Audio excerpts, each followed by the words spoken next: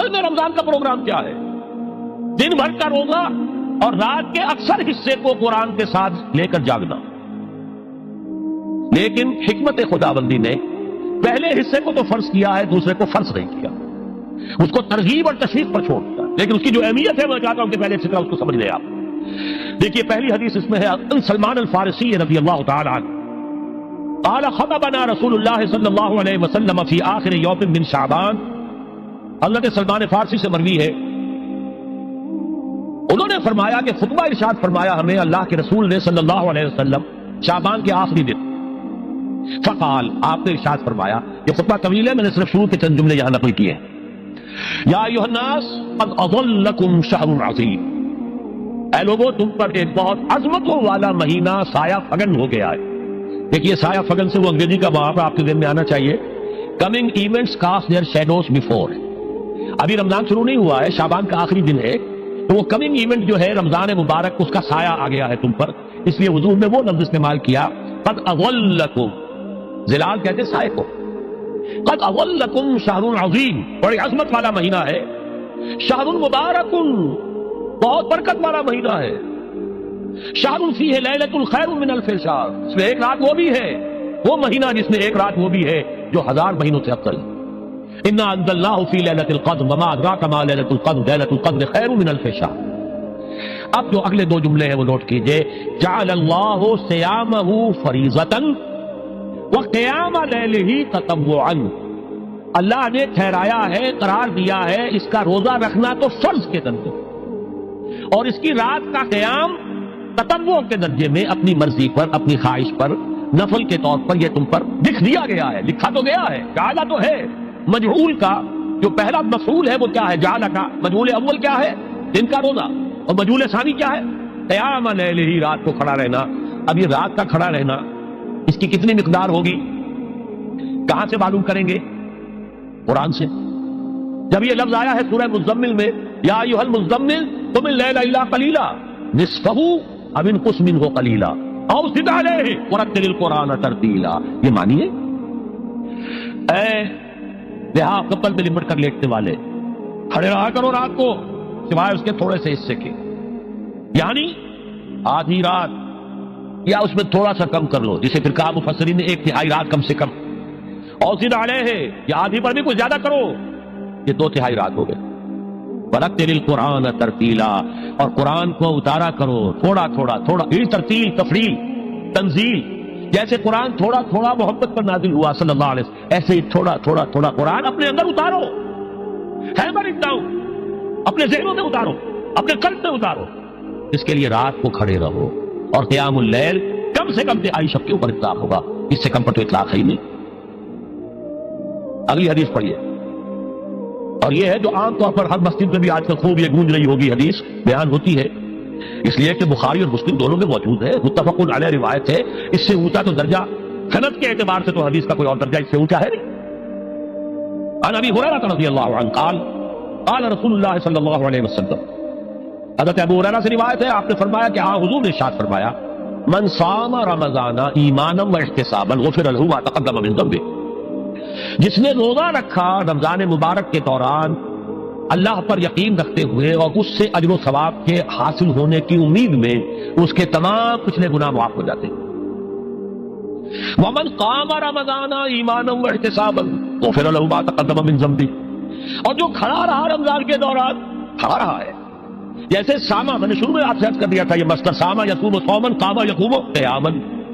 ومن قام رمضان، جو کھڑا رہا رمضان کے دوران، پورے رمضان کے دوران کھڑا رہا، ایمان و احتسابا کی شرط پھر وہی ہے غفر له ما تقدم من ذنبه، وہی اجر اس کا بھی ہے. ومن قام لیلۃ القدر ایمانا واحتسابا غفر له ما تقدم من ذنبه، اور جو خاص طور پر لیلۃ القدر میں کھڑا رہا ایمان اور احتساب کے ساتھ، اس کے بھی پچھلے گناہ معاف ہو گئے. اب یہ قامہ اور ساما جیسے آ رہا ہے ایک دوسرے کے ساتھ پیرلل ہو کر، اس کو نوٹ کر. من صام رمضان من قام رمضان، کیا یہ 1 گھنٹے کی تراویح جو ہے اس پر پوری اترتی ہے؟ جس میں خاک رابع عالم پاک ہوتا، کوئی اس میں بے شکر و پرسن جڑتی نہیں. اگلی حدیث بھی پڑھ لیجیے. یہ وہی آگے عبداللہ ابن عمرو بن العاص رضی اللہ تعالیٰ عنہما، جن کے بارے میں نے عرض کیا تھا، بہت ہی زاہد منش، بڑے عابد، ہر روز روزہ اور پوری رات نماز پڑھتے تھے، وہ راوی ہیں اس کے. عن عبد الله بن عمرو رضی اللہ عنہما ان رسول اللہ صلی اللہ علیہ وسلم قال الصيام والقرآن یشفعان للعبد، روزہ اور قرآن دونوں بندے کے حق میں شفاعت کریں گے۔ یقول الصیام، روزہ یہ کہے گا اے رب، اے پروردگار، انی منعتہ الطعام والشہوات بالنہار، میں نے تیرے اس بندے کو روکے رکھا کھانے پینے سے اور شہوت سے دن کے وقت، فشفینی فی، میری وجہ سے روکا رہا، یہ کھانے کو اچھے سے اچھے جو ہے وہ موجود تھے کھانے، اور پینے کے لیے اعلیٰ سے اعلیٰ مشروب تھے، یہ رکا رہا میری وجہ سے کہ روزہ رکھا ہوا تھا، اور جیسا میں نے کہا منکوحہ بیوی موجود تھی لیکن رکا رہا، تھامے رکھا اس نے اپنے آپ کو میری وجہ سے، تو میری شفاعت اس کے حق میں قبول کرنا۔ وَيَقُولُ القرآن، اور قرآن یہ کہے گا مَنَعْتُهُ النَّوْمَ بِاللَّيْلِ، میں نے اسے روکا رکھا رات کو سونے سے، فَشَفِّعْنِي فِيهِ، تو پروردگار میری شفاعت اس کے حق میں قبول فرما، فَيُشَفَّعَانِ، تو ان دونوں کی شفاعت قبول کی جائے گی۔ سوال یہ ہے کہ کیا روزہ 1 گھنٹے کا یا 2 گھنٹے کا ہے؟ تو یہ قیام جو ہے یہ 1 گھنٹے کا کیسے ہو گیا؟ تو میں نے پہلے کوسچن مارک آپ کے ذہن میں کھڑا کر دیا، اب جواب سنیے اس کا۔ جواب یہ ہے کہ اس کو اللہ تعالیٰ کی حکمت یہ تھی کہ اسے فرض نہ کیا جائے، اس کو معلوم ہے۔ عَلِمَ أَنَّ سَيَكُونَ مِنكُمْ مَرْضَىٰ وَآخَرُونَ يَضْرِبُونَ فِي الْأَرْضِ يَبْتَغُونَ مِن فَضْلِ اللَّهِ وَآخَرُونَ، اللہ کے علم میں ہے میرے کچھ بندے ہوں گے بیچارے غریب مستور، دن پر مشقت کریں گے، محنت کریں گے، وہ روزہ ہی رکھ لیں، بہت بڑی بات ہے، بہت بڑی بات ہے۔ رات بھر کا قیام کیسے کریں گے؟ 2 تہائی رات کیسے کرے جائیں گے؟ آدھی شب کیسے ممکن ہے؟ لہٰذا فرض نہیں کیا، حضور نے بھی فرض نہیں کیا، نہ اس کو آپ نے لازم کیا، نہ اس کے لیے وہ زوردار جو لوگوں سے کہا کہ ضرور پڑھو، چھوڑ دیا پڑھو، اصل لوگ پڑھتے تھے اپنے طور پر۔ اب یہ کہ کوئی آدھی رات کھڑا ہے، کوئی تہائی رات ہے، کوئی پوری رات ہے، اللہ کے بندے۔ لیکن 3 دن حضور نے یہ باجماعت نماز پڑھا دی، لیکن پڑھائی ہے وہ تہجد کے وقت، لوگ رات کے وقت جو بھی ہے کھڑے ہیں، جاگ رہے ہیں، قرآن پڑھ رہے ہیں، لیکن یہ کہ خاص تہجد کے وقت آپ اپنے حجرے سے برآمد ہوئے تو لوگ جمع ہو گئے، آپ کے گرد جمع ہو گئے۔ آپ نے 3 دن یہ 8 رکعتیں جو تہجد کی حضور کی ہوتی تھی، وہ آپ نے 8 رکعتیں پڑھائی باجماعت، لیکن وہ وقت تہجد کا تعین کر لی۔ 4تھے دن بھی صحابہ منتظر رہے، جب حضور برآمد ہوں گے تشریف لائیں گے، نہیں آ رہے حضور، تو کچھ کھنگار بھی رہے ہیں، کہیں پتہ نہیں حضور کہیں اونگ نہ آ گئی ہو تو ہماری آوازوں سے جاگ جائیں، لیکن نہیں آئے حضور۔ اگلے روز آپ نے فرمایا کہ میں جان بوجھ کر نہیں آیا، میں اگر یہ متواتر تمہیں پڑھاؤں گا تو یہ تم پر فرض ہو جائے گی۔ یہ ہے وہ رافت اور رحمت، بالمومنین رؤوف الرحیم، جو اللہ تعالیٰ کی شان ہے رحمان الرحیم ہونے کی، بالمومنین رؤوف الرحیم، یہ محمد رسول اللہ بھی ہے، تم پر یہ سختی جو ہے یہ تمہارے لیے قابل برداشت نہیں ہوگی، لہذا میں نے یہ 3 دن صرف پڑھائی ہے، اگر مسلسل پڑھاتا تو فرض ہو جاتا۔ یہاں تک تو ہے حکمت نبوی کا معاملہ، اب آیا حکمت صحابی یا حکمت خلیفہ راشد۔ یہی معاملہ رہا حضور کی حیات طیبہ کے دوران، یہی حضرت ابوبکر رضی اللہ تعالیٰ عنہ کی خلافت کے دوران، یہی حضرت عمر کا بھی ابتدائی دور، لیکن دور خلافت عمر فاروق کے دوران یہ واقعہ آیا کہ حضرت عمر داخل ہوئے مسجد میں، دیکھا رات کے وقت ابھی کوئی باجماعت تراویح کا کوئی انتظام نہیں تھا، آپ نے دیکھا کچھ لوگ مسجد کے اس کونے میں کھڑے ہیں، ایک حافظ ہے، سارے تو حافظ نہیں ہوتے تھے نا، تو کوئی حافظ ادھر، انہوں نے 5 6 7 8 آدمیوں نے کسی حافظ سے گزارش کی، وہ انہیں قرآن سنا رہا، وہ کھڑے سن رہے، کوئی دوسرے کونے میں ایک دم کٹا ہے، کوئی تیسری طرف ہے، کہیں ہے، تولیوں کے اندر لوگ جو ہے وہ قیام اللیل کا حق ادا کر رہے ہیں۔ آپ نے فرمایا کیا ہی بہتر ہو کہ یہ سب جمع ہو جائیں امام کے پیچھے، اور پھر یہ کہ اسے عشاء کے ساتھ متصل رکھ دے، تاکہ جس کو کہتے ہیں عربی میں ما لا یدرک کلہ لا یترک کلہ، اگر کوئی شے کل کی کل حاصل نہیں ہو سکتی تو کوئی شخص بھی مسلمان بالکل محروم نہ رہ جائے، کم سے کم یہ 20 رکعت تراویح تو پڑھے اور قرآن سن لے، تاکہ کسی نہ کسی درجے میں تو اس کا بھی حصہ ہو جائے اس کی برکات میں سے۔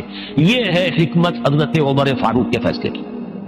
اور چونکہ حضور نے فرمایا علیکم بسنتی وسنت الخلفاء الراشدین المہدیین، تم پر لازم ہے کہ میری سنت کو، میرے خلفاء راشدین کی سنت کو مضبوطی سے پکڑو، یہ وجہ ہے کہ فقہاء اربعہ جو ہیں ہمارے، وہ سب کے سب اس کو واجب کے درجے میں رکھتے ہیں، اس لیے کہ یہ فیصلہ حضرت عمر کا، عمر خلیفہ راشد ہیں رضی اللہ تعالی عنہ، لہذا یہ نظام بن گیا تراویح کا۔ اب میں اس کی نفی نہیں کر رہا، لیکن جو شخص سمجھتا ہے کہ اس سے اصل حکمت اور غرض و غایت پوری ہو گئی، وہ مغالطے میں مبتلا۔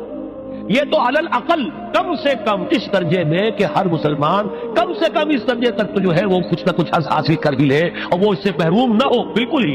ما لا یدرک کلہ لا یترک کلہ، اس درجے میں حضرت عمر کا فیصلہ ہے، اور اسی کی وجہ سے ہمارے خلفاء، ہمارے جو ائمہ اربعہ انہوں نے قبول کیا ہے، اور یہی اس مسئلے کا حل ہو جائے گا۔ جو اہل حدیث حضرات اس کے اوپر جو ہے چیلنج بھی شائع کرتے ہیں، کوئی ثابت کرتے حضور سے 20 رکعتیں تو ہم اتنے لاکھ، ہم بھی کہتے ہیں کہ حضور سے ثابت نہیں ہے، کون کہتا دعویٰ ہی نہیں، یہ تو حضرت عمر کا فیصلہ ہے، حضرت عمر کا فیصلہ، خلیفہ راشد کا فیصلہ، اس کو امت نے قبول کیا ہے، لہذا وہ نظام ہے، رہے گا۔ اور یہی جو ہے آپ کو معلوم ہے، حالانکہ یہاں اکثریت جو ہے وہاں پر اہل حدیث حضرات کی ہے سعودی عرب میں، حرمین میں وہی 20 رکعت تراویح ہوتی ہے، اس لیے کہ وہ ان کا جو آفیشل مسلک ہے وہ مسلک حنبلی، حنفی نہیں ہے، وہ حنبلی مسلک میں بھی یہی ہے، شافعی میں بھی یہی ہے، مالکی میں تو 36 تک کی روایتیں موجود ہیں، 36 رکعت، لیکن یہ ہے کہ یہ ہے وہ 20 رکعت تراویح کا معاملہ، اس کی نفی میری بات سے نہ سمجھ لیجیے گا، وہ ٹھیک ہے، حضرت عمر کا فیصلہ ہے۔ پھر یہ کہ یہ آسان ترین ہے کہ عشاء کے ساتھ ہی متصل پڑھ لی، اور آج تو ہماری نیند کا کوئی حساب میں جاتا ہی نہیں، کون سوتا ہے اس سے پہلے سوال پیدا نہیں ہوتا، لیکن یہ جو کہہ رہے ہیں کہ قرآن